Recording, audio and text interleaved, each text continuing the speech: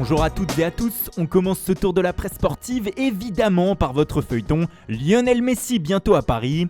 Hier dans la capitale française, c'était l'effervescence, des centaines de supporters attendaient l'arrivée de l'Argentin, que ce soit à l'aéroport du Bourget ou devant le Parc des Princes. La faute à plusieurs journalistes européens annonçant l'atterrissage imminent du jet privé de la star dans la capitale. Finalement, la Pulga n'a jamais pris l'avion hier et était tranquillement en slip dans sa maison de Barcelone. Les fans en arrivent donc au stade de l'impatience, comme l'écrit l'équipe ce matin. Une Messi-mania alors qu'il n'a toujours pas signé qui surprend en Europe ce mardi. La preuve avec le quotidien néerlandais AD Sport Wereld qui en fait carrément sa une du jour. Même chose pour Mundo Deportivo qui avait même envoyé des journalistes sur place. Le média ajoute néanmoins que la patience des supporters devrait être récompensée. Messi réfléchit à l'offre du PSG et devrait l'accepter aujourd'hui. Dénouement imminent donc. Une information confirmée par Sport ce matin, Lionel Messi va bien prendre la direction du Paris Saint-Germain. Les derniers détails sont en train d'être réglés et l'Argentin va pouvoir retrouver son pote Neymar en France, comme l'indique le média. Ce départ de Messi, on ne cesse de le répéter, est un immense coup dur pour le FC Barcelone. Mais comme le rapporte le média en bas de page ce matin, les malheurs du Barça sont loin d'être finis. Hier, on a appris que Sergio Agüero allait être éloigné des terrains pour 10 semaines, soit jusqu'en novembre pour une blessure au mollet. Du coup, Ronald Koeman réfléchit à demander un autre attaquant à Joan Laporta. Mais comme d'hab avec le club catalan, c'est le même refrain, il faut vendre avant d'acheter. Et vendre les indésirables comme Samuel Umtiti qui étudierait des offres venues de Turquie et de France. Ou comme Miralem Pjanic qui aurait accepté de baisser son salaire pour rejoindre la Juve. Ilaïch Moriba aussi devrait faire ses balises selon les Sportiu. Les négociations traînent en longueur pour la jeune pépite et désormais le Barça se résout à la possibilité de le vendre avant la fin de son contrat. Prix demandé selon la publication catalane entre 15 et 20 millions d'euros. Mais ce qui fait la une plus largement du média ce matin, c'est on y revient, Lionel Messi bien sûr, et plus globalement le Paris Saint-Germain. Le quotidien se pose une question légitime ce mardi. Comment le PSG peut-il payer toutes les stars en sa possession ou en sa future possession ? Au salaire mirobolant des Neymar, Mbappé, Di Maria, Verratti ou Marquinhos, se sont ajoutés cet été ceux de Sergio Ramos, Wijnaldum, Donnarumma et bientôt Messi. Certes, ils sont tous arrivés libres, mais la prime à la signature et les salaires à la fin du mois pendant plusieurs années ne sont pas à hauteur de 0€.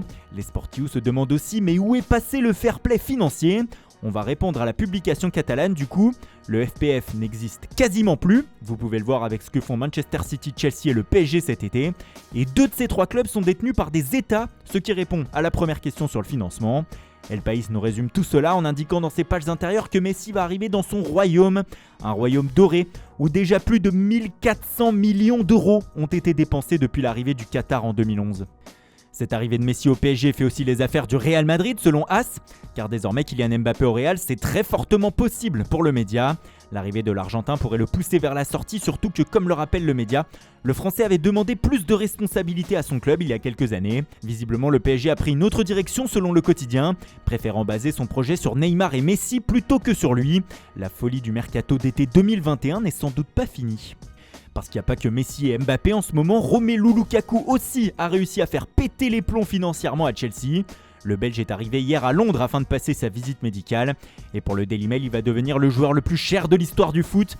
Avec un nouveau transfert à 115 millions d'euros, l'attaquant de l'Inter aura fait dépenser 354 millions d'euros depuis le début de sa carrière à tous les clubs qui l'ont acheté. À savoir Chelsea déjà une fois, Everton, Manchester United, l'Inter et donc encore une fois les Blues. Les champions d'Italie qui vont devoir se remettre de ce départ et ils vont le faire en faisant signer dans un premier temps l'attaquant de l'AS Roma, Edin Dzeko, selon la Gazzetta dello Sport. Alessandro Florenzi, lui, va signer du côté de l'AC Milan. Mais ce n'est pas tout pour l'Inter, comme l'indique le Quotidiano Sportivo, Dzeko c'est fait, mais ce n'est pas fini. Un deuxième attaquant pourrait venir remplacer Lukaku et les Lombards ont 3 options. Joaquin Correa de la Lazio, Dusan Vlahovic de la Fiorentina et Duvan Zapata de l'Atalanta. Plus globalement, en Italie, c'est un véritable jeu de chaises musicales qui se met en place, car désormais la Roma doit remplacer Dzeko. Alors selon le Corriere dello Sport, José Mourinho aimerait bien attirer Tammy Abraham de Chelsea dans ses filets. Mais attention à la concurrence d'Arsenal sur ce dossier selon le média. Alexander Isak de la Real Sociedad est aussi dans le viseur. Et on termine notre tour de la presse toujours en Italie où c'est Cristiano Ronaldo qui fait la une de Tuttosport aux côtés de Marcel Jacobs, le nouveau champion olympique du 100 mètres. Le Portugais devrait rester à la Juventus mais sa place de titulaire ne serait plus assurée selon le média. Le nouvel entraîneur Massimiliano Allegri devrait le mettre en ballottage avec Paulo Dybala et Alvaro Morata cette saison.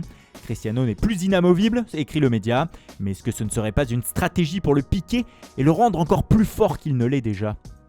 Voilà, c'est tout pour ce matin. Merci pour votre fidélité, bonne journée à tous et à tout à l'heure pour le JT Foot Mercato avec Guillaume Vigier.